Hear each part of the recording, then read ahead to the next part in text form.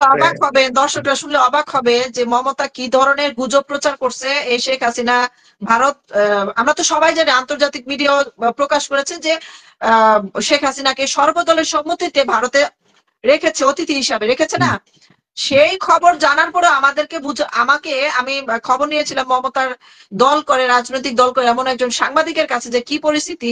তিনি আমাকে একটা মিথ্যা তথ্য দিলেন যে বাংলাদেশের মন্ত্রীকে গাজিয়াবাদ, পাকিস্তানের গাজিয়াবাদের এয়ারপোর্টে গিয়ে নামছে, ওনাকে পাকিস্তানে আশ্রয় দিছে। এবং তিনি, হ্যাঁ, মমতা নাকি আমাদেরকে পানি দিতে চাইছে তিস্তা, মুদিয়ে বলে দিতে চায় নাই, মিথ্যা এই কথা, জন্য শেখ মিথ্যা কথা, হাসিনাকে মমতা পছন্দ করে না। এই যে মিথ্যা কথাটা কথা, আমাকে বললো, মিথ্যা কথা আমি বিশ্বাস করি নাই, আমি এটা যাচাই করছি। ওনাকে পরে আবার জিজ্ঞেস করলাম, আপনি মিথ্যা কথা কেন বললেন? বলে কি, আমরা আসলে মুদির কোনো চ্যানেল দেখি না। দেখে না, আমাদের না, টিভি চ্যানেল তো ইউটিউবে দেখা যায়, সেটা তো দেখতে পারতো। ওরা এই যে মোদিরটা মিথ্যা দেখবে কেন? বিভ্রান্তি, মমতার পরামর্শে তারা এগুলো প্রচার করছে। এবং একটা, মানে কি বলবো, জল ঘোলা করে হজমূল্য লাগানোর এই পুরো পদ্ধতি মমতার একাংশ জড়িত। শোনেন, তাদের মুসলমান ভোট দরকার। পশ্চিমবঙ্গের মুসলমান ভোট না পেলে তারা ক্ষমতায় যেতে পারবে না, তাই তারা মুসলিম ভোটের শুধু জন্য এটা তোয়াজ করবে, এটাই না, স্বাভাবিক। ওইখানকার হিন্দুদেরকে পর্যন্ত সে মুসলিম বানায় ফেলছে। বহু হিন্দুরা আছে, তারা আমাকে আমাকে একজনের মাধ্যমে আমি যেটা বুঝলাম, তারা নাকি আর হিন্দু ধর্মগ্রন্থ পড়ে না, পূজা পার্বণ পালন করে না, তারা এখন এই যে মুসলিমদের মতো সিভিলাইজেশন জীবনযাপন করে। শোনেন, ভারতে আমি তো বললামই যে হিন্দুরা, ভারতের হিন্দুরা সবাই না, আমি সবাইকে বলতেছি না, শুধু ভারত না, আমি বাংলাদেশের হিন্দুদের বলবো। বাংলাদেশ এবং ভারতের অনেক হিন্দুই আছেন আত্মঘাতী। এরা আত্মসম্প্রদায়, মানে আত্মসম্প্রদায়ের জন্য এরা আত্মঘাতী। এদের বৈশিষ্ট্য দেখবেন, আমি তো বললামই, এরা বেশিরভাগ সময় বন্ধুকে শত্রু মনে করে, শত্রুকে বন্ধু। আপনি দেখেন তো এদের ইমান বাংলাদেশে যারা নাই, ইমান নাই, ইমান হালকা কম। ইমান নাই না, কিন্তু শয়তানি বুদ্ধির সময় তো ইমান ঠিকই থাকে। রোহিঙ্গাদের আশ্রয় দেয়, বাংলাদেশ থেকে পালায় যারা যায় সন্ত্রাসীরা, মুসলমান হলে জায়গা দেয়। কিন্তু আমরা আমি আর যারা মুক্ত চিন্তা, আপনি তো মুসলমান, আমাদেরকে তো জায়গা দিবে না, কারণ আমরা তো উচিত কথা বলে ফেলি। আমরা মুসলমানের কারণে জায়গা দিবেন। মুসলমান হলে অবশ্যই পশ্চিমবঙ্গে আপনি জায়গা পাবেন। যখন শুনবো যে আপনি প্রগতিশীল, আপনি মুক্ত চিন্তা চর্চা করেন, আপনি মুক্তিযুদ্ধের পক্ষে, আপনি পশ্চিমবঙ্গে জায়গা পাবেন না। এটা সেই পশ্চিমবঙ্গ 1971 সালে একজন মুক্তিযোদ্ধা আমাকে বলেছেন, তার নাম হচ্ছে আব্দুর রাজ্জাক হাওলাদার। তিনি এখন আমেরিকাতে আছেন, সরি এখন বোধহয় কানাডা আছেন, কানাডায় আছেন। আমেরিকা থেকে চলে গেছেন কানাডা, আমেরিকা বেড়াইতে আসছেন। তিনি আমাকে বলেছেন যে ফরিদ, কি বলবো আপনাদের, আমরা যখন মুক্তিযুদ্ধ করতে গেছি, ওই ভারতের বিহারি মুসলমানেরা ক্যাম্পে এসে হামলা করতো। এই 71 সালে ক্যাম্পে এসে হামলা করতো যে কেন বেটা তোরা পাকিস্তান মানবি। ওই লোকগুলো তো ভারতে মারা যায় নাই, সবগুলোই তো আছে। তার তাহলে মানে সেই লোকগুলো ভারতের যে মমতার দলের লোকজন, এরা পাকিস্তানপন্থী। নিঃসন্দেহে এরা দেখবেন যে বেশিরভাগ ভারত, পশ্চিমবঙ্গের যত মুসলমান আছে 95% মুসলমান পাকিস্তান সাপোর্ট করে। আপনি লিখে রাখেন, বাংলাদেশ তো সাপোর্ট তো করেই না। প্যাকেট করে পাকিস্তান পাঠায় না কে? না, এরা জাতীয়তা ঠিক। ওই যে বাংলাদেশের কেমন, বাংলাদেশে যারা আছে, দিল মে আফগানিস্তান, মগজ মে পাকিস্তান, কিন্তু থাকবে কোথায়? আমেরিকার জাপান। বুঝতে পারছেন? এদের হৃদয়ে পাকিস্তান, মগজে আফগানিস্তান, কিন্তু থাকবে কোথায়? আমেরিকার জাপান। এরা তো এই দেশে যাবে না। তো ভারতের যারা, না, পশ্চিমবঙ্গের যারা মুসলমান আছে, আমেরিকা জাপানরে পাকিস্তান বানানোর ধান্দায় ওই ঘুরে, তো, ওই ধান্দাই তো যায়। যাই হোক, রাষ্ট্র বড় করেন। এই যে এই যে যারা ভারতের মুসলমানকে বলে যে নির্যাতিত, একটাও তো দেখলাম না বাংলাদেশে আসতে বা পাকিস্তানে যেতে। আপনি কোনদিন শুনছেন যে একজন ভারতীয় মুসলমান বাংলাদেশ বা পাকিস্তানে আসছে?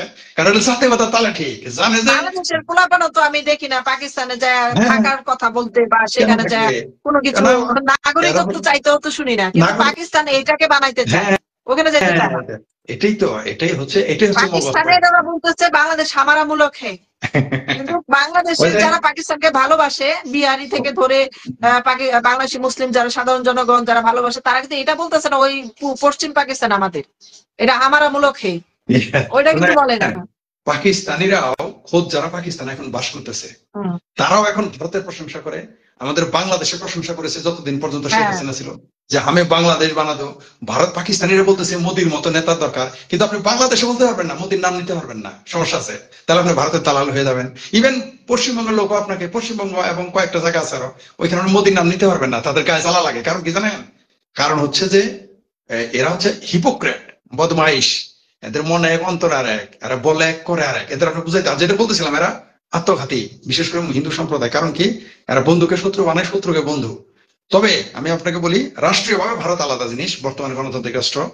নরেন্দ্র মোদীর বর্তমান সরকারে অজিত দোভাল আর যে জয়শঙ্কর নামে যে দুইজন উপদেষ্টা আছেন এবং মন্ত্রী, এরা কিন্তু খুবই মেধাবী মানুষ। এরা পাকিস্তানকে পঙ্গু বানিয়ে দিছে উইদাউট এ বুলেট, মানে একটা সিঙ্গেল বুলেট তারা খরচ করে নাই। দেখেন পাকিস্তান পথে বসে গেছে। তো বাংলাদেশের বিরুদ্ধে বুঝি যুদ্ধ করবে ভারত? কখনোই করবে না। ভারতকে যদি আক্রমণ বাংলাদেশ আগে না করে, জিন্দগিতে ভারত কোনোদিন বাংলাদেশকে আক্রমণ করবে না, এটা আমরা লিখে রাখেন। আর কেন কিছুদিন আক্রমণ করবে? পূর্বে গেছিল না সীমান্তের মধ্যে, যে হ্যাঁ। যেখান থেকে বন্যা হয়েছিল সেখানে তো গেছে দল বেঁধে। ওইটা তো মুখে অনেক কিছু বলা যায়। ওই 7 সিস্টার খাইতে চাইছে, এখন 7টা কলেজ নিয়ে তারা দৌড়ের উপরে আছে। বুঝেন না ব্যাপারটা? ওটা আলাপূর্ণ বিষয়। ভারত যদি শুধুমাত্র 3টা কাজ করে, বাংলাদেশ পঙ্গু হয়ে যাবে। মাত্র 3টা, যুদ্ধ ছাড়াই। যুদ্ধ তো করতেই হবে না। ভারতের বাংলাদেশকে সে যদি বিপদে ফেলতে চায়, মনে করেন বাংলাদেশকে ভোগাবে, তাকে যুদ্ধ করতে হবে না, 3টা কাজ করবে সে। আমি বলে দিই আপনাকে, হয়তো এদিক সেদিক হইতে পারে বা নতুন কিছু যোগ হইতে পারে। প্রথমত, সে বাংলাদেশের রপ্তানি বন্ধ করে দিবে, 1 নাম্বার। 2, ভিসা তো বন্ধ হয়েছে। ভিসা আমি আগে বলছিলাম, এই বহু আগে বলছি যে শেখ হাসিনা সরকার যেদিন থাকবে না, বাংলাদেশের ভিসা বন্ধ হয়ে যাবে। ভারত বাংলাদেশের ভিসা বন্ধ হয়ে যাবে। আরেকবার বলছিলাম যে যেদিন বাংলাদেশে ভারত যেদিন গরুর মাংস বন্ধ করবে, দোয়া করতে হবে, হে আল্লাহ আমার 1 কেজি গরুর মাংস খাওয়ার তৌফিক দান করো, আমিন সুম্মা আলুই আমিন। তো এখনো 100 টাকা কেজি, নতুন আলু বের হওয়ার পরে। যাই হোক, এরা ভারত 3টা কাজ, 1, রপ্তানি বন্ধ করে দিবে, প্রথম যে কাজটা করবে, প্রথম কাজ। তবে আমি ভারত সরকারকে অনুরোধ করবো, এটা করেন না। বহু মানুষ দুর্ভিক্ষ করবে, এটা আমি অনুরোধ করবো তাদের। কত সাধারণ মানুষ এই যে টিসিবির পণ্যের জন্য 1 মাস কান্না করতেছে হ্যাঁ, দৌড়ে দৌড়ে, কার্ড না দেখে তাকে দেয় না। আর আপনি বিশ্বাস করেন আমার, মানুষ টিসিবির পণ্য কিনতে চাইবে। এখন যখন মাল থাকবে না, তখন টিসিবির পণ্য আপনি কোথায় পাবেন? পাওয়া যাবে। 1 নম্বর হলো দ্রব্যমূল্যের যে সবচেয়ে বড় সমস্যা, কর্মহীন হয়ে পড়েছে মানুষ, কাজ নাই। যখন একটা দেশে আইন শৃঙ্খলার অবনতি ঘটে, তখন ব্যবসায় ধস নামে। কালকে রাতে রূপগঞ্জের একটা টেক্সটাইল বিশাল বড় মিল পুড়ে ফেলছে, পুরো ছাই করে ফেলছে পুরো কারখানা, বিশাল বড় কারখানা রূপগঞ্জে। SM দেলোয়ার তুষার নামে কেউ বোধহয় আপনাকে রিকোয়েস্ট দিয়েছে, অ্যাকসেপ্ট করেন, এর উদ্যোগ করেন, দেখেন, চেষ্টা করেন, পারা যায় কিনা। SM দেলোয়ার, দেখেন তো, SM দেলোয়ার তুষার, রিকোয়েস্ট অ্যাকসেপ্ট করুন প্লিজ, লেখছে, দেখেন নেওয়া যায় কিনা। দেখেন, যাতে বলতেছিলাম যে প্রথমে তারা রপ্তানি বন্ধ করে দিবে, নাম্বার 1। নাম্বার 2, কূটনৈতিক ভাবে দেশটাকে তারা একেবারে আইসোলেটেড করে দিবে।